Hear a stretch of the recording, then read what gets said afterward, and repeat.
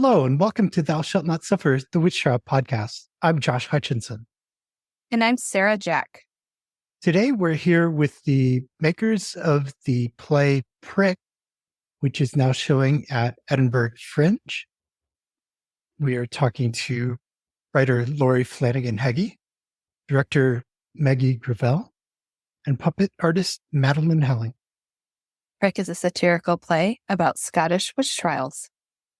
Features stories of 3 witch trial victims, including an unknown woman, Marion Tweedy, and Isabel Gowdy.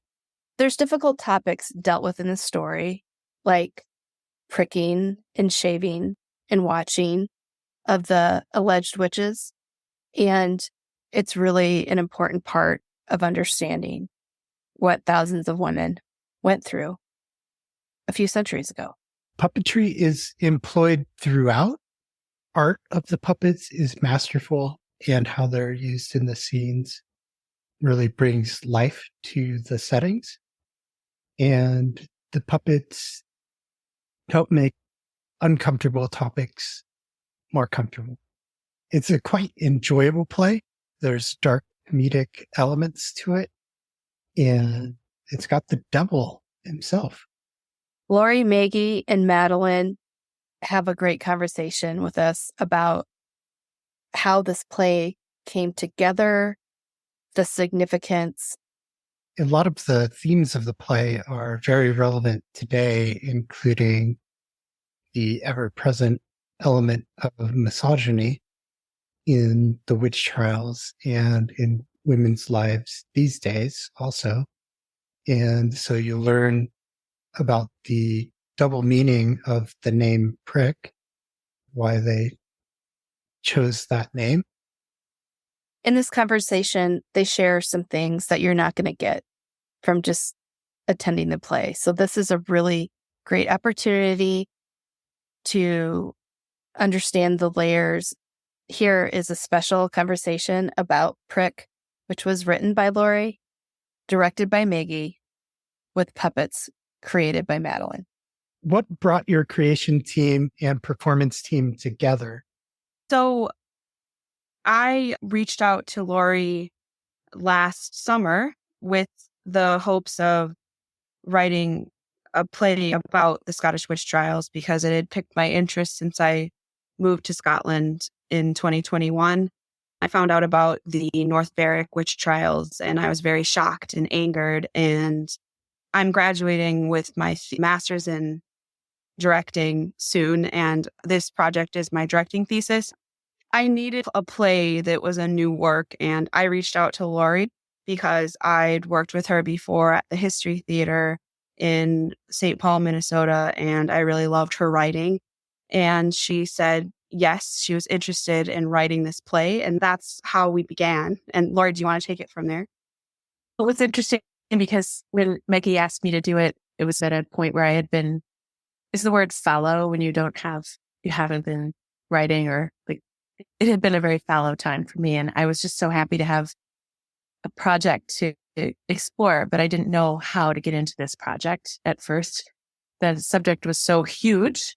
And once I started researching, I felt pretty daunted by kind of the scope of it, and a little bit nervous about the fact that I'm an American playwright who has, at that point, I hadn't been to Scotland and I didn't really understand the history. And then as things clicked along in my research, things started coming together in my brain. My introduction to this piece was through listening to modern media, which is podcasts. I was listening to your podcast and Witches of Scotland podcast and getting to know all of the amazing writers and historians and researchers through their own words. And as time went on, I got more and more immersed in the understanding of the witch trials and how things connected.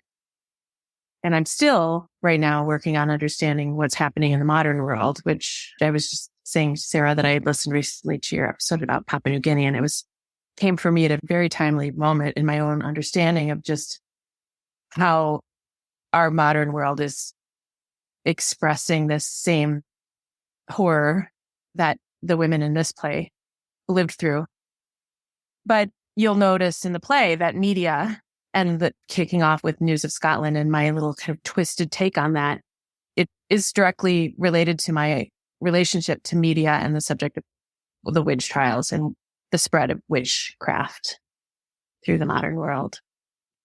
And did you guys plan on incorporating puppetry?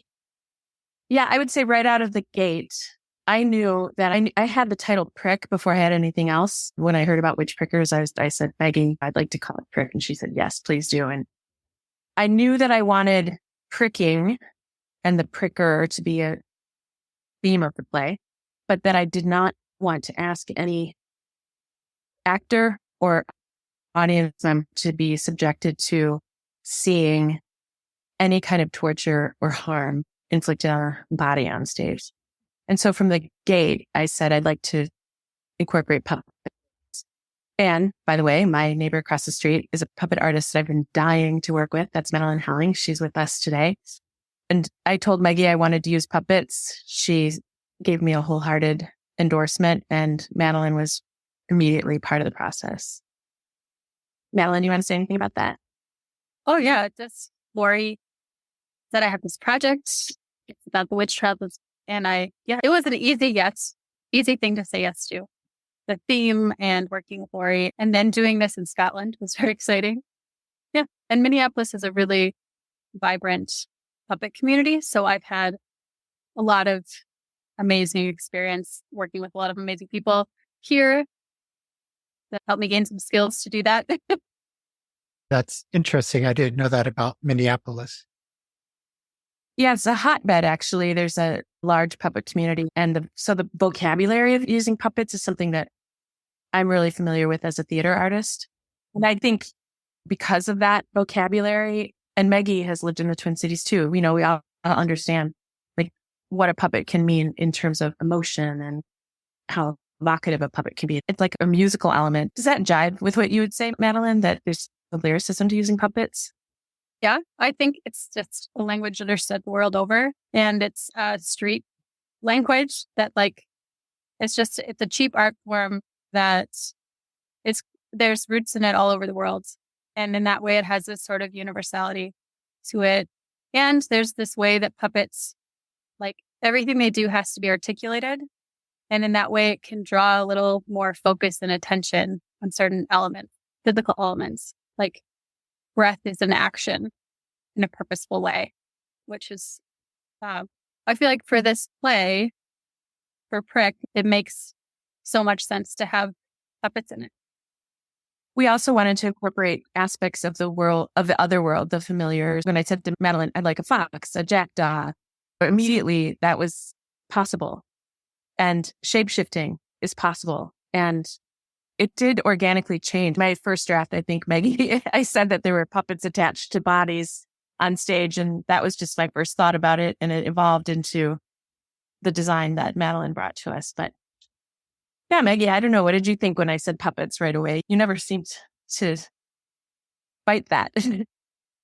I jumped right in. I was going to say puppets are also having, I think, a golden age in theater right now. In the UK, they are. I think in the US, they are too. But in the UK, especially with shows like War Horse that took over the West End, and The Life of Pi right now was just won so many Tony Awards. The puppet artists and the Tiger won a Tony Award. It was the first ever puppeteers to win a Tony Award. The 7 actors that play the Tiger. I'd never done it before, and I thought this sounds like a great opportunity to learn, and for all of the student actors to learn as well. And also, I knew that it would help tell our story that we want to tell, especially with the accused puppet and not wanting to show a woman being tortured on stage, but also the accused has become this really powerful symbol for women not having control over their own bodies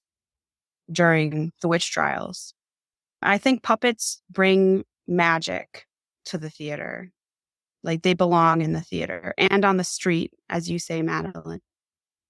Yeah, it's interesting that we discovered the disassociation that people experience when they're experiencing trauma is quantified by having the characters in our play talking about what happens, but it's embodied by the accused, our puppet that we call the accused. And so that was a very organic discovery that felt totally right when we observed what that disassociation looked like on stage. Felt like, oh my gosh, yes. It just felt really central to the whole premise of the piece. And we were working really quickly in conceiving and creating this piece. It was a beautiful discovery that felt completely in alignment with what we were trying to do with the piece.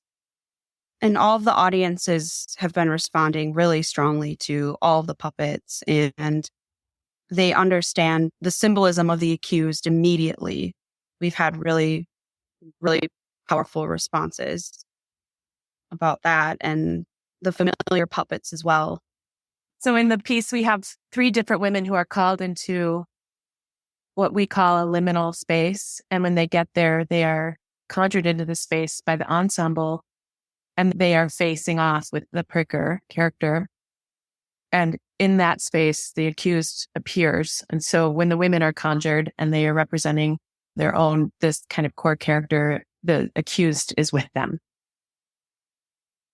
The accused represents all of the women, but also each of them individually as well. Can you talk about what pricking is? Pricking. Yes. So pricking in Scotland during the Witchcraft Act, there were witch prickers who were employed to prick and torture the women. So there actually were witch prickers. But the play also has a beautiful double entendre. Pricking symbolizes women being pricked with misogyny as well. So the witch pricker would use an instrument or a tool to search for a spot on the woman's body that wouldn't bleed. Witch prickers weren't part of every single trial, but they came and went in the Scottish witch trials. And they were sometimes charlatans, brutal. Women would be shaved, stripped, and searched and pricked with an iron rod, looking for a place on their body that wouldn't bleed. And if it was found or falsely found, it was stated that was where the devil's mark was. And they were paid very well to do this, and they're very respected in the community. I would say for our audience, a similar thing happened when they would have a group of women, a jury of women, search a female suspect, the body looking for witches' teats. That's what they were looking for at Salem and other American trials. And they didn't use the torture method of pricking along, but if they found an insensitive place, sometimes they would stick a needle through it to see if it drained any fluid. And they would just check for insensitive locations that stood out as unusual. To think that a person would be touched in this way. And I think it's interesting that prickers in Scotland in the witch trials had their eras. It wasn't consistent throughout, but prickers would show up. One of the characters in our play, Marion Tweedy, was pricked. And actually that I found her in the survey of the Scottish Witchcraft database. And it so happens that she had 2 really interesting, compelling things about her case. One that she was pricked and one that she never confessed. But in her pricking, they did discover the devil's mark. We don't know what that was, but we know that she was pricked. And that without a confession, the mark that was found on her was enough to end her life. Terrible. Yeah, Sarah and I have ancestors who were examined that way in the Salem witch trials, not with the pricking, but with the close inspection of their secret parts. And teats were found, and they said, get some more experienced women over here. But for the pricking, it's just extremely invasive and misogynist to have a man doing that to a woman. That just is so brutal. I can hardly imagine it. And the fact that sometimes the pricking instrument was a fake instrument, that was enough to condemn a woman, that's not something we addressed in Prick. There was a lot I couldn't address just because the play is a 1-act play.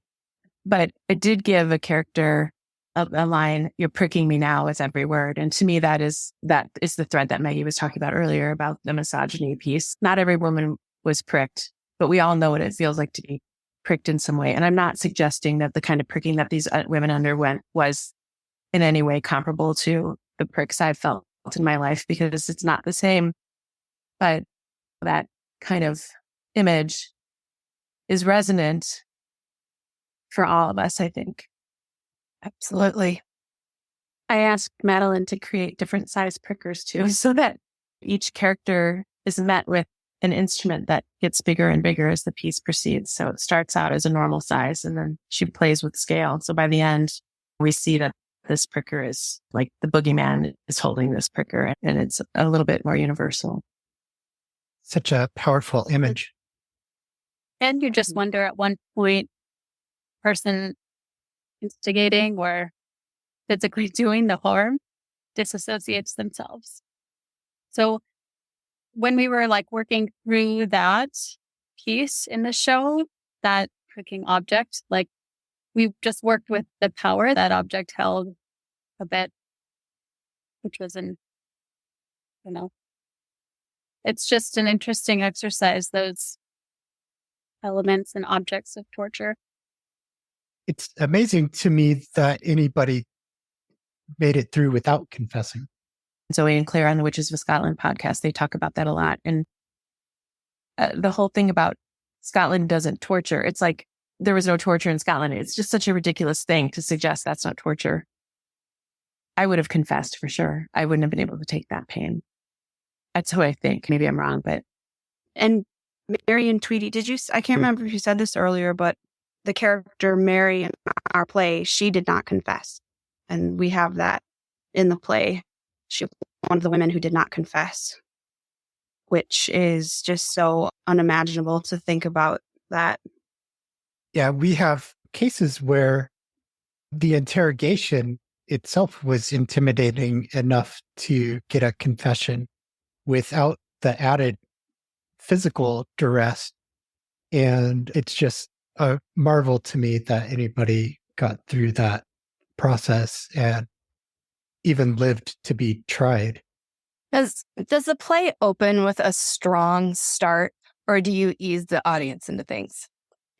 I would say it opens with a strong start.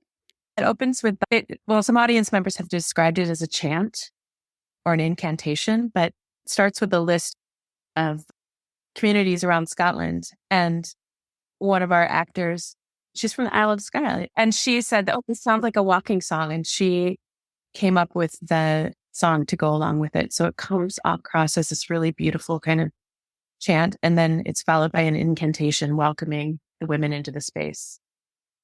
It's a very haunting song. And we were using, Laurie wrote a heartbeat into the script. And we organically discovered this. I found this very large stick at a store called Pound Savers, which is like the dollar store. And in the rehearsal room, we discovered that it made a really great heartbeat sound. And that's in the song and throughout the play as well. But it's become a symbol as well for a broomstick, as well as other types of domestic things like a butter churn. And we also learned this was a happy discovery coincidence, but also works really well with the play that in Scotland, a lot of the ministers and commissioners that were involved in the trials, they used questioning sticks. In the opening song, it sounds almost like a sea shanty or like this haunting folk song. And Laurie's written all these really beautiful words and incorporated in the Scottish cities where the witch trials happened into this song. What stood out to me about the opening song is just how long the list of those cities is. The communities where witch trials happened, it's dozens of places. Yeah, and yet it's still not comprehensive, right? That was my fear. What did I leave out? And even now, as I'm talking about things that are happening, as I'm trying to wrap my mind about where things are happening in the world, I feel like, again, not comprehensive to understand where modern witch hunts are happening. Just everywhere. Yet in between is how I got through that as a writer. And that's one of the lyrics in the song as well. You talked about one of the women who's a victim who's in the play. Who are the other main characters whose story is being told? The first is an unknown woman, which was very intentional. I was really struck by the sundry witches and all the people whose names are lost. And so she was really the first woman to be conjured in my mind and also to be conjured into this world of this play. And she doesn't know who she is, which is part of her journey. She arrives on the scene and is confused. She's come back because she's looking for her baby, her bairn, and doesn't find her baby there. And she tries to leave and they pull her back in. And we call her the unknown woman. She's an individual, but she represents many of the sundry witches who have no stone, no memorial, no way of knowing who they are, erased by time. Laurie writes very beautifully into the unknown woman's language that she has no stone. That's a through line throughout all of her scene. So many elements of this work are just so incredible. I was so thrilled to see this aspect that you put into the story because the unnamed, for the reasons that you just mentioned, but there's so many, we don't know their name. You think about, like with this specific unnamed woman, she didn't know who she was. It's so striking because before they're accused and examined, these women felt very confident, possibly. Some did. From testimonies you read, they're confident they're not a witch. They're confident that they're clear before God. And there's other historical unnamed individuals that are memorialized. And then I think of when we were working on our exoneration legislation in Connecticut this past year, there is an unnamed person in some records, but the politicians didn't include it in the final draft. That individual who could have represented so many, who could have been a symbol for these women, like your unnamed is, she was removed from that legislation. And that was so disappointing to me. I'm so thrilled to see that a part of your message. That's heartbreaking. The fact that we don't know who she was doesn't change the fact that she existed. I think this is what's so important about memorialization too, is that marking someone's life acknowledges, it's like how we all want to feel seen, right? I want to feel seen. You want to feel seen. To be unseen and to be invisible is another insult. And then I think for these women who were Christian women, to not be given a Christian burial, at least in their own understanding of the world as they know it, they're not seen in the world, in the afterlife in the way that they wanted to be seen. But that's an aspect for her too, that she's stuck in purgatory or whatever it is, the liminal space.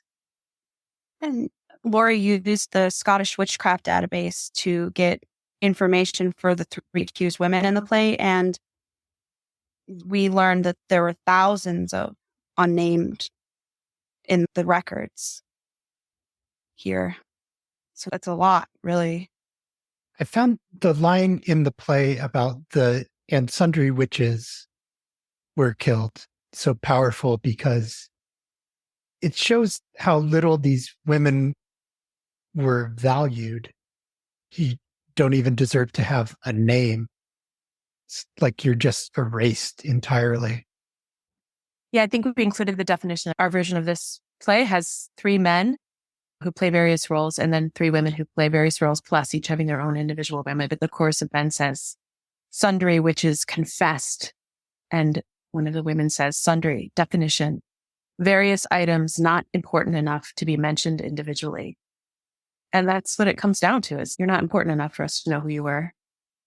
Yeah, our listeners here will be familiar with a lot of the women who are just known as good wife or goody because their first name, nobody bothered to record that. They just recorded that they were the wife of so-and-so, and the man mattered, but the woman who was the actual target, her name didn't matter. So, yeah, it's very moving. I also think it's a recognition of the modern victims that we're just getting to know. We know of such a small fraction of the individual cases. So here today, there are unnamed victims. Yeah, and I think it's hard for people when you don't have a name or a story to attach to something to actually hang their understanding on what happened. If it's, oh, this happened to this woman or these women, versus knowing the names of people who are going through this trauma. That's a completely different thing. It's like a personification in a way. Sundry objectifies people. It makes them into just another witch, when it's an individual who has a story and a life and a history and a family and a living, breathing identity. It is incredible the power that language has here in dehumanizing.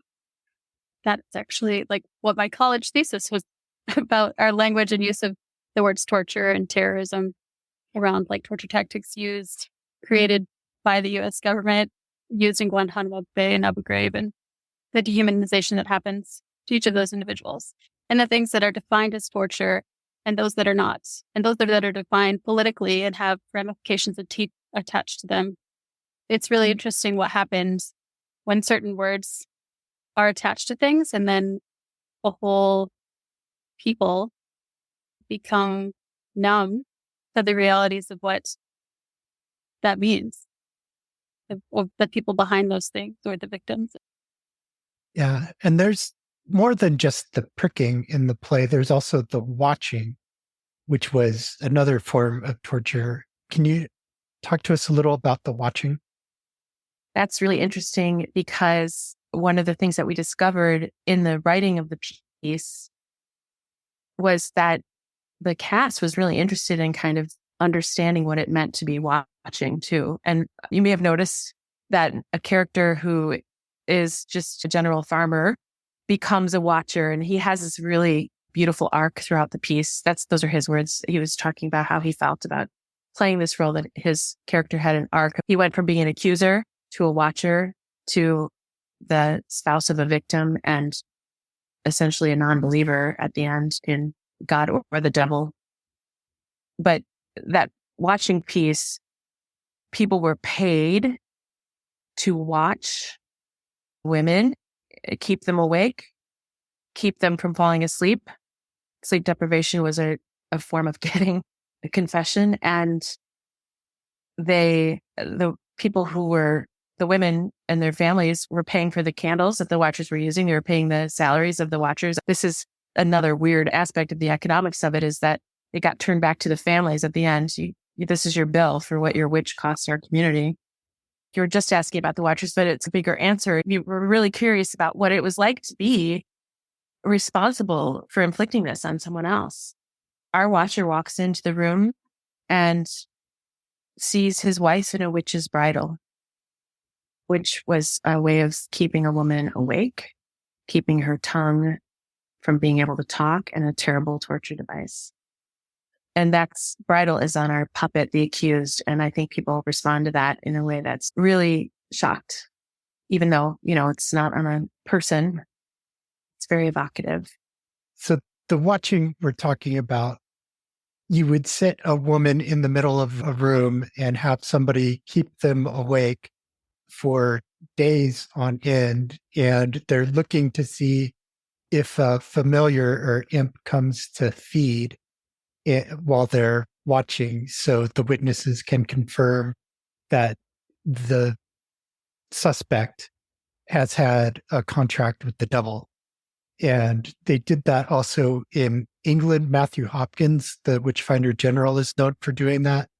And there's at least one case in New England that's documented of Margaret Jones of Charlestown. She was watched in this way.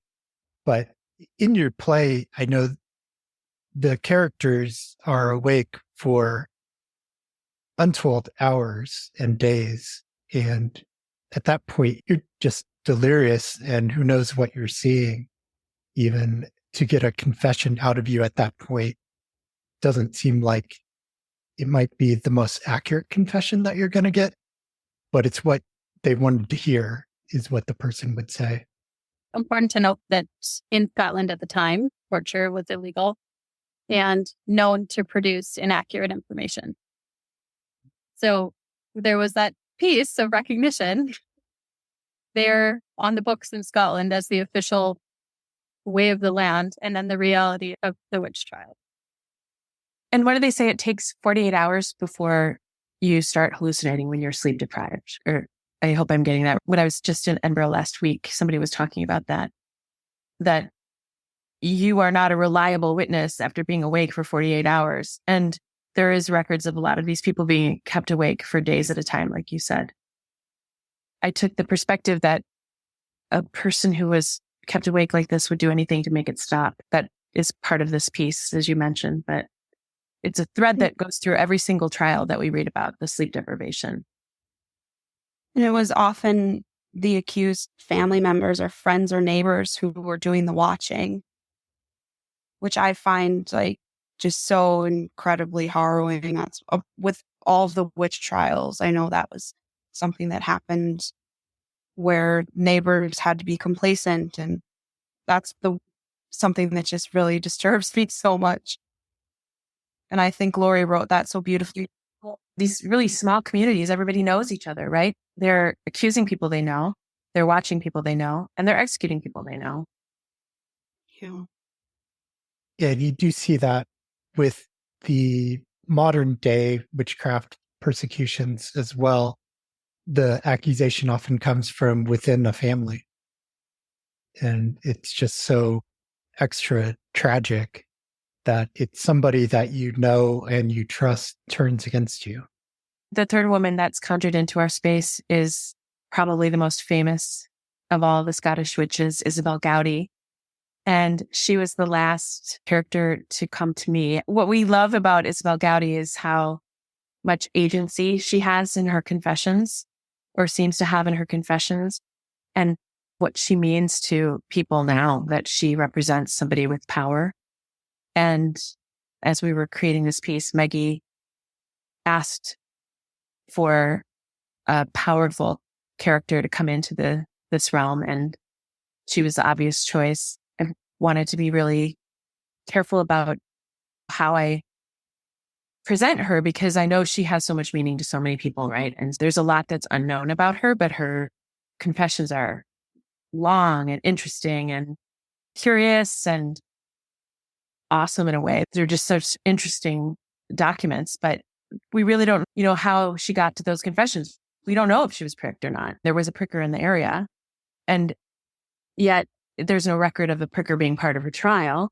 There's nothing sure about whether she was watched or kept awake. We don't have that information, but we know what she said, and it's so interesting. So she was fun to write, and I think Lisa McIntyre, who plays her in this production, really enjoys the power and the fact that she's a bit of a baddie. She gets to speak truth to power and own her own story in a way that the other characters don't. Isabel. And Laurie and I talked about how we made the choice to give her power back, because Laurie was saying nobody knows why she said all the things that she said, or if it was really just the ministers and the investigators putting words into her mouth or making these things up, or if it was from sleep deprivation. But we've made the decision to have her kind of take her power back and say, no, I did do these things. I did turn into a jackdaw and attacked the pricker. What are some of the other things that she confessed to? A part of it, though, is she did turn into a lot of different animals. She did say she did a lot of shape-shifting. So Isabel Gowdy, her confessions are pretty remarkable. She says things across a huge gamut. Like, she's confessed to mixing the body of an unchristian child with nail trimmings, grain, and colewort. I'm reading this right now from the Survey of Scottish Witchcraft. But she said she chopped it all up and used it to take away the fruit of a man's corn. Just think about that, chopping up an unchristian child with nail clippings. This flying on a straw and broom was a thread that we see the witch on a straw and broom. That was an Isabel Gowdy kind of one of her biggies. She talked about elf shot. She would fly around and use elf shot lick it with her thumb and kill people to send a soul to heaven, but the body remained on earth, according to her confessions. Talked about meeting the queen of the fairies, taking away milk, doing things in the devil's name. She said she she made an image of the Laird of Park to destroy his children. And she went into great detail about how she did this. She confessed a lot to shape-changing, jackdaws, cat, hair, and we really play with that shape-changing aspect in our show. I could go on and on, but she's got a lot of really specific things. And she had four sets of interviews or interrogations, and she got more and more specific with each one. I was thinking about some of the New England witch trials, and there's actually some of the afflicted girls, either in Connecticut or in Massachusetts, had very detailed accusations. I don't know if there's anything quite that detailed coming out of New England in the record from an accused. Yeah, incredibly detailed. She talked about her specific ritual acts, shape-changing, using magic, things she did at the Kirk of Aldearn, communal sex with the devil. That was when he had sex with her whole coven, and meeting and dancing with her coven. She talked about the fairies. She hit the greatest hits of everything, and she gave them all the information that they wanted to have. She explicitly said that the devil rebaptized her as Janet, that she had sex with him and that his member was great and long, and that younger women had greater pleasure in sex with the devil than with their own husbands. The idea of sex with the devil was really important to the Scottish witch trial confession logs that they would put together. And we also play with that a little bit in our show, that whole thing of this obsession with sex, which is fascinating to me, but also just strange. We learned of some of that this fall when we talked to Mary Craig. That was really where I was introduced to what a big part of that history it is. Your interview with Mary Craig was one of my favorite interviews. She was a great resource. You had a couple lines that the devil said that I loved. And the first is, I get the credit and I don't have to do any of the work. And I thought it sounded just like him to say, I've been here a while. You were nae paying me mind. It was fun to write for the devil. It was fun to write that character. And I have to be reminded that in this world, that the devil was absolutely real. The fact that I personally don't believe that the devil exists doesn't matter. These characters believed that the devil existed, and it was a great and real threat. And that's the first thing that when I'm talking to modern people about this play, that they're like, oh, really? Oh, but the devil was a threat.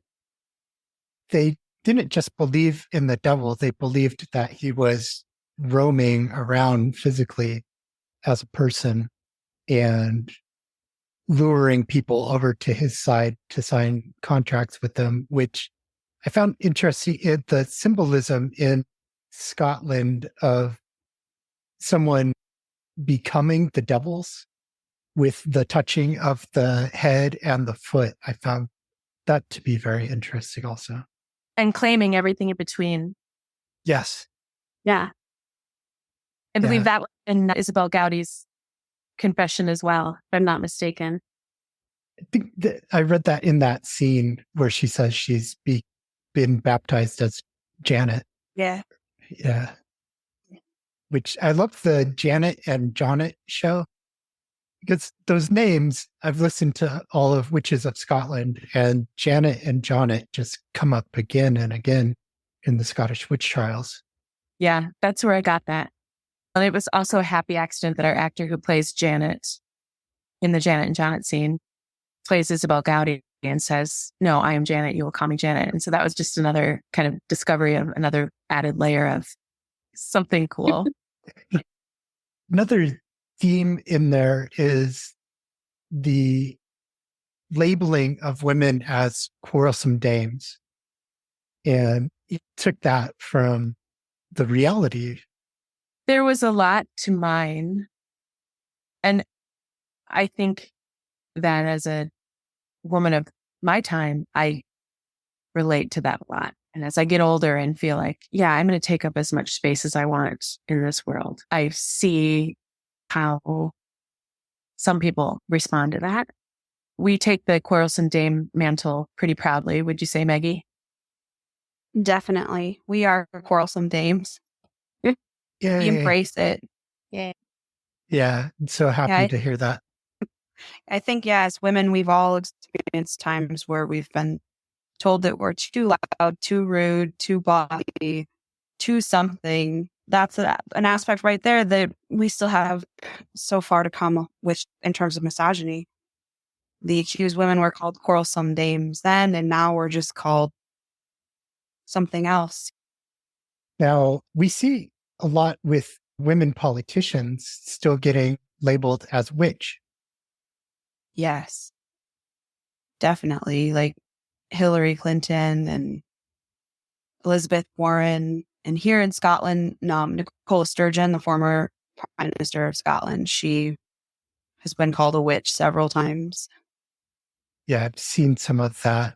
And it's just very inappropriate. It feels like men feel threatened when a woman comes into her power and can't just share responsibilities with women. You got to feel threatened. They're taking over your job or something, but they're not. So chill out, dudes. Exactly. As a female director, I've encountered that over my career as well, with being in a position of power in what is still male dominated industry. Some pushback, definitely. It is interesting to write a piece that's like blatantly naming what most women agree is an experience of being responded to or being pricked by misogyny. It's interesting to encounter what that's like for an audience member who doesn't feel comfortable with that. I think that I'm comfortable with someone being uncomfortable with this piece. And part of the reason why I infuse comedy or dark comedy into a subject like this is because that's one way that I can acknowledge that this is we all know what we're seeing here, right? We know what we're seeing. We're getting what we're seeing here. And it's just a way of acknowledging something but just putting it into a vessel of communicating that is not a victimized place. That's more of an owning the power of what it means to be having this conversation at all. Also, I think the way you wrote it, Laurie, with the kind of time shifts to the modern platform with like comedic elements allows us to take in the gravity of the reality of the situation. And I feel like in many ways, like comedy is the element of that is necessary in this piece. It's not like we're just diving into some disaster tourism situation. Like we're getting into something that's relevant and related to now. And you give like those little plant the seeds so people are making connections. So like, why does addressing this thing that happened a long time ago matter now? And how is it still happening? And what are the ways that even in the same place, how is that still showing up? Because all of those pieces are still very much alive. And then there are other places in the world where like the reality perhaps even looks similar. But there's also that piece where like this history is a part of our history. And yeah, I feel like it makes it more accessible in a way to have the juxtaposition of the conversation going on like within the piece. Madeline, something you just said about the disaster aspect. Like it's another thing I didn't want. I didn't want it to be torture porn. That's a terrible word, but I didn't want everyone to come and see a piece that lives in a place where women are being harmed for an hour or more. That color and that kind of gut punch, that's not interesting and it's abusive. It's an abusive thing to do. I wanted people to be able to come in and out of this space, and our characters and their cast to be able to come in and out of this space, have a conversation that needs to be had, raise a voice that needs to be raised, and by the grace of something, let them exit that space and shift into something else. And that, again, was a discovery along the way, but I felt it was important to lean into that as it was unveiling itself to us in the process. And our cast is doing a great job of navigating that kind of different colors of this piece. Hard to describe, though. It's hard to explain. A piece about witch trials that has comedy in it seems a little hard to explain, but the piece really does lift up all of the women and gives them their voice back. And I think that is the most powerful part of this. And the last word in the play that Laurie wrote, and the rage. So we have that whole aspect of it. It's giving the voices back to these women. But also want to add that in the process, like the week that we were over there, Laurie and I were over there working with the actors. She was like, I want you guys to tap into this, and then I want you to tap out, like physically, hands up. Okay, I'm getting into this role. I'm putting this on for a moment. Well, we're not like doing this to each other. We're agreeing right now. There was just this like little element of consent exercise that happened like for the actors. I was like this facilitated thing it was just nice to come in and out like that as the cohort. I just think undertaking this topic, a visual and audible presentation, it is such a layered undertaking, just like the history is. And you use the word unveiling. It's an opportunity to unveil what we can't get everybody to acknowledge. I just keep thinking about the complexity of the reality. But then also, when I was reading through the script, there's just all, Meggie said, the double entendres, and then the iconic symbolisms, and even got an apple in there with the devil, and the catchphrases. But then the puppetry and everything about it was just, I think it's such a remarkable piece of art. And thanks for putting it out there. It's important. It's so important. I really appreciate that. I was really nervous about kind of the tone shifts right out of the gate. And so I really appreciate that feedback. And if something didn't work, I would want to know that too, right? Because I feel like this subject and these people and just the larger conversation needs to be right. Like the history needs to be correct. The level of respect needs to be correct. And I'm serving a bigger thing, which is why I'm so pleased to be working on this project. Yeah, I was going to add too, that whole comedy element, it's in the history. There's so many times where we're looking at these dispositions or different things we can read that were happening or people were saying, and you just are like, this can't even be real. It's sadly hysterical. And so I think that's a really great thread to be able to weave in to the storytelling too, like you did. It was also much about fake news being spread around, which Laurie has written that in so well into the play, as that's so relevant today. Honestly, it was my way into this piece, because I would say, I don't know how I'm going to get into this piece. I don't know what my way in. I don't know what my way in is. And then it was fake news. I was like, that to me, that was the hook that got me started writing in the first place. I typically write musical theater pieces. And so when it came to the monologues that the women were doing, I didn't really know what to do. So I said, okay, I'm going to treat this like it's a lyric. And if I were writing a lyric, I would just be brain draining all of my ideas about things that could be in a lyric. And then I would take that kind of dump writing and find kernels inside of it to craft into a lyric. But I approached it in that way. And I realized, oh no, this is the same approach. Like they are having this moment of expression that is simply for their mining of their emotional life at this moment of time when they're being interrogated. And it felt the same to me as a song moment, where it was, we call it sometimes in crafting musicals, theater, in crafting songs, a vertical expression instead of a long horizontal line. What is your thought? We're going to go deeply into this thought.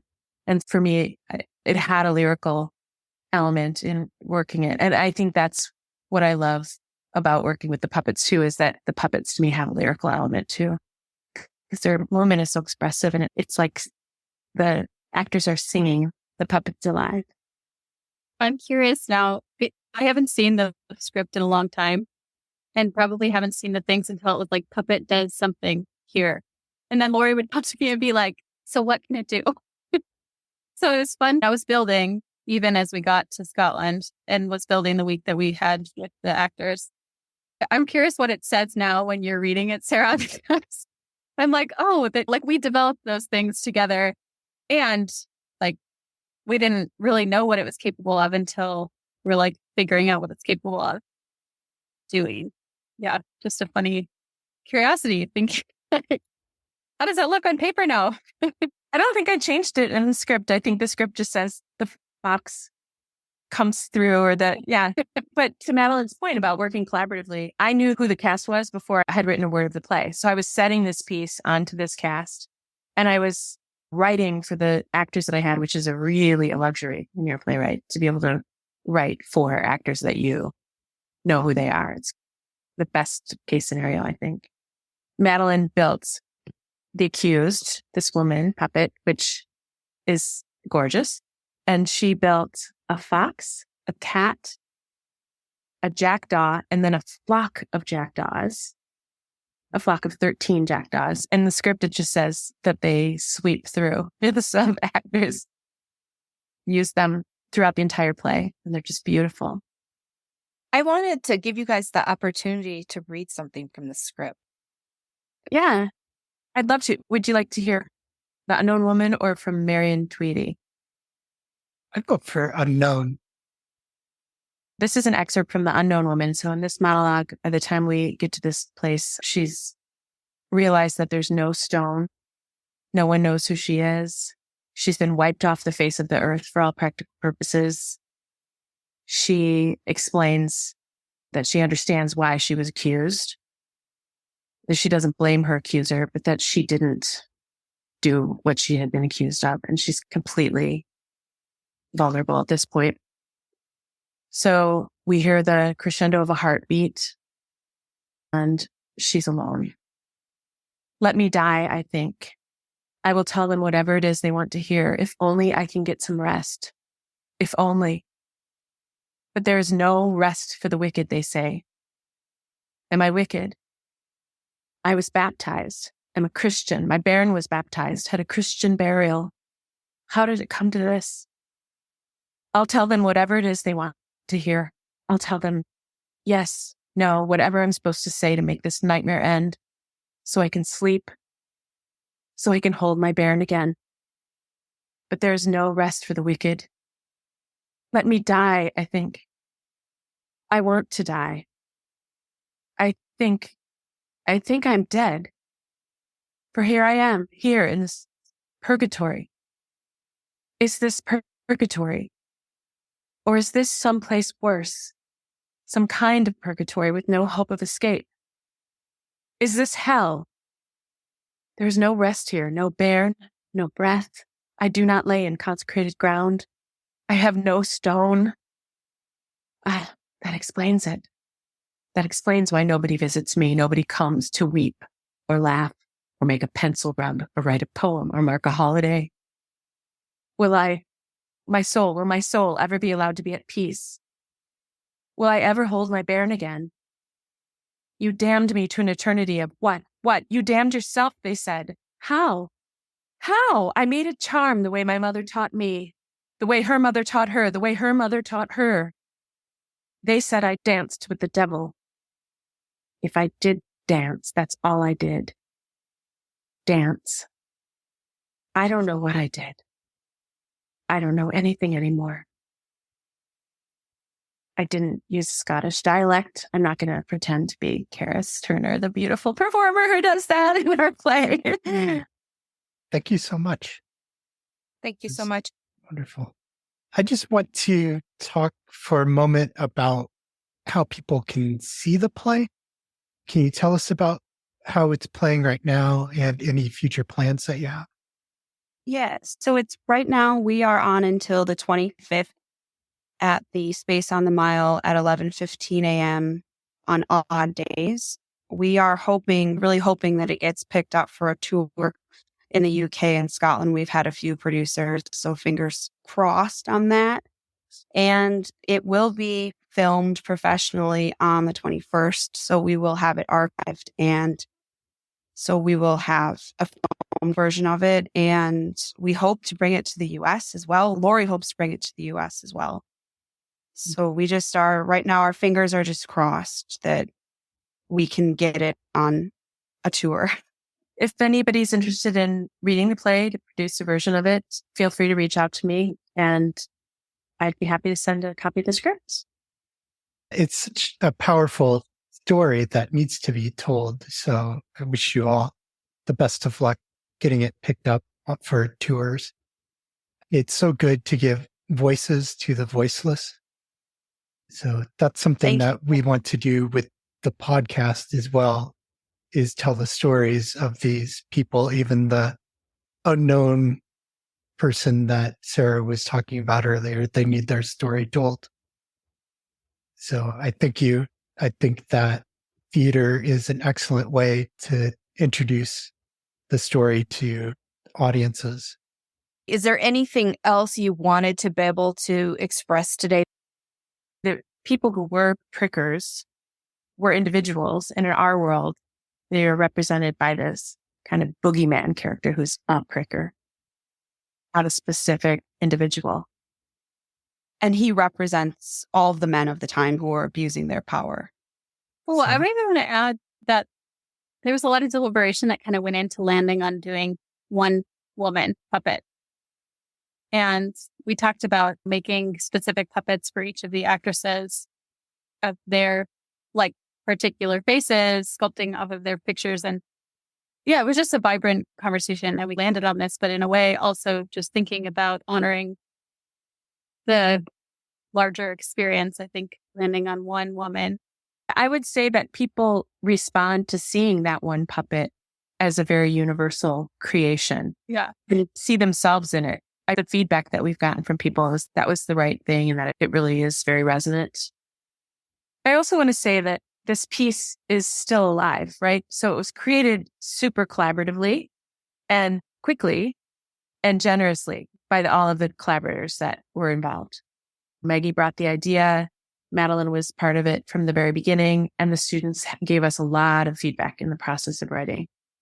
First time that they saw a script, it was just the first 30 pages.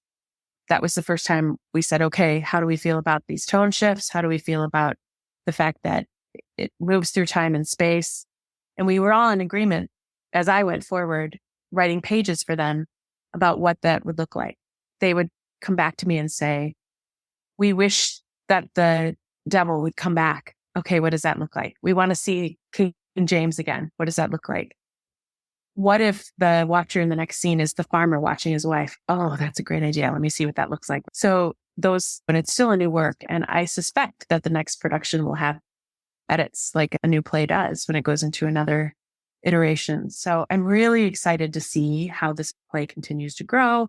And I would say that if anybody does want to do this piece, that they should hunt down Madeline Helling to work on the puppets with them.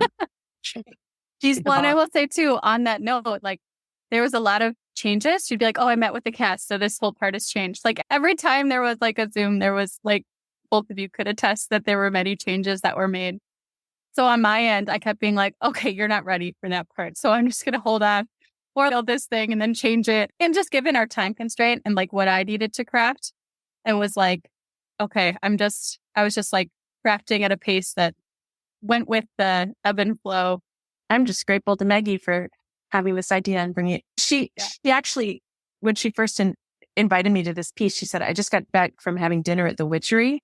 There's this restaurant called the Witchery in Edinburgh. It's a fancy, beautiful restaurant. But she said, it's a restaurant called the Witchery on the grounds, essentially, of where the witches were burned. And that felt off to you, would you say, Meggie? That felt? Yeah. That's how this all started. The first time I went to North Berwick, too, when I'd never been there before, and I learned about the North Berwick witch trials, and I was completely floored and disgusted. There was just a tiny little plaque in this old church by the sea about it, but nothing else. And then from there, I kept getting even more enraged. Like Laurie said, I went to the Witchery, and my family. And it's this beautiful restaurant with exquisite dining options. But yeah, it's where the women were burned, not witches, the women, where the women were burned. And I also went on a tour, a ghost tour, about a few months before I approached Laurie, and they pulled out thumb screws that I'd replicated thumb screws. I don't think they were real. And they were asking for volunteers to put them on. And I think they put them on me and everyone was laughing. And I was just disgusted. This isn't funny. But that's a problem with Edinburgh. It's very exploitative of the witch trials. And I know it's like that in Salem as well. I just thought this is a story that needs to be told, and theater is what I do. So that is going to be the medium for it. And I reached out to Laurie on a whim and I got lucky. And now for a minute with Mary.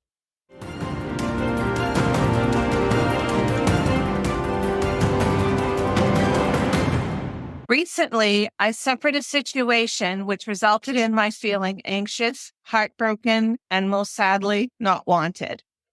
Luckily, I have a wonderful community of family, friends, and social services in which I can tap into if needed until I get back on my feet. I am grateful. This is not the situation for those women of Ghana accused of witchcraft. They are accused for causing sickness to their neighbors, weather conditions to cause crop failures, among other things.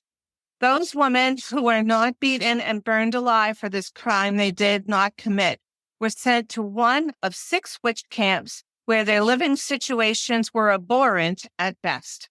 I cannot begin even to fathom their feelings of total abandonment and betrayal at the hands of their neighbors and family members. Yes, family members. I shouldn't complain. I will survive. Some of these women will not. But there is hope. In 2005, ActionAid started to infiltrate these camps with basic life necessities. The advocates also educated these women and children, informing the women of their rights. In 2011, the women were thus able to stop the Ghana government from closing the camps the following year. Quick closure could result in homelessness and possibly death by those wanting these innocent human beings dead. They spoke loud and strong, using every media and social service at their disposal, increasing benefits for themselves to survive. For me, I look forward to the day when my living situation improves. However, I look more towards these women who survive circumstances I will never understand. They are the heroes, along with the advocates who risk their lives to save the many for whom they advocate. Thank you.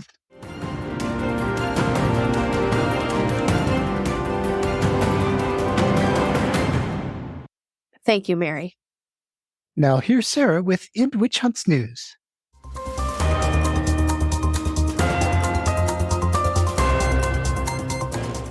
End Witch Hunts, a nonprofit 501c3 weekly news update. We must continue to educate against witch hunt behavior and provide communities with the resources to feel safe together and to work together. If you are in the position to positively impact the communities that experience witch hunt behaviors, stand in the gap with active advocates now. Today, the victims of sorcery accusation-related violence must not be nameless and disregarded. We may not know the names of men and women who were attacked today, but we know what is happening. We can speak about their stories and their innocence. We can continue to educate the world about witch hunting today. We can acknowledge the crisis, know that the victims have names, that they have lives, that they have plans, that they want their beautiful tomorrow. If you are in the position to positively impact the communities that experience witch hunt behaviors and witch attacks, stand in the gap with active advocates now.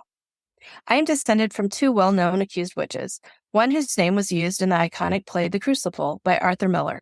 Rebecca Nurse is a name that is familiar with everyone who knows even a little about the Salem witchcraft trials.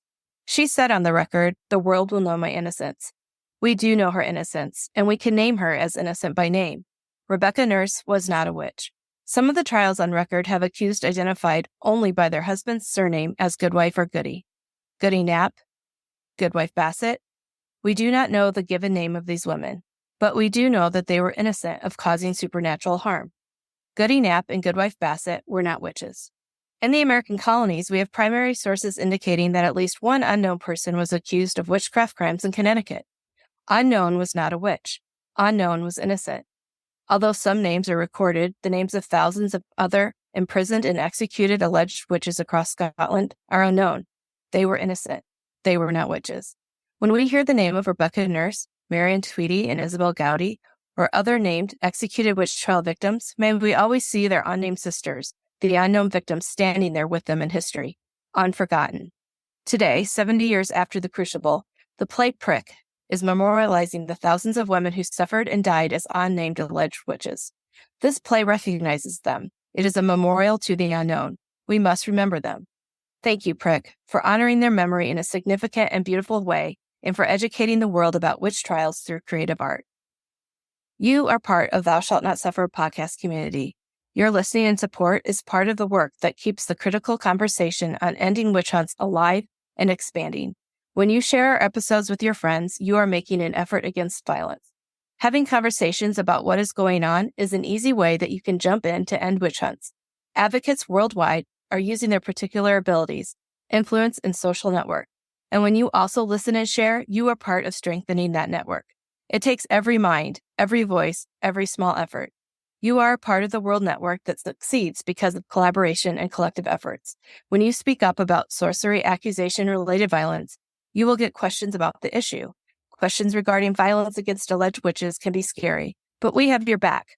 Not only have you garnered the answers by listening to the conversations on Thou Shalt Not Suffer podcast, you can direct anyone to the program for more information.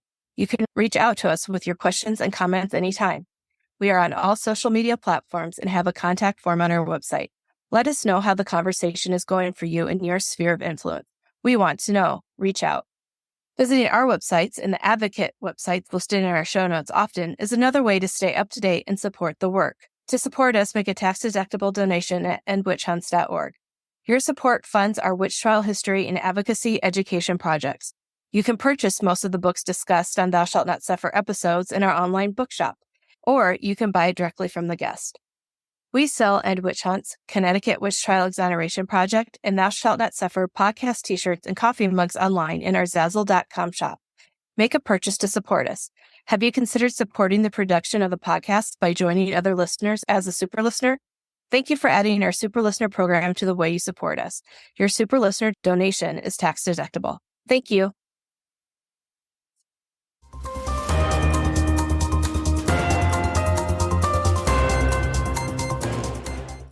Thank you, Sarah. You're welcome. And thank you for listening to Thou Shalt Not Suffer, the Witch Trial podcast. Join us next week for another important episode. Subscribe wherever you get your podcasts. I hope you're visiting us at thoushallnotsuffer.com. Remember to tell your friends about the show. Support our efforts to end witch hunts. Visit endwitchhunts.org to learn more. Have a great today and a beautiful tomorrow.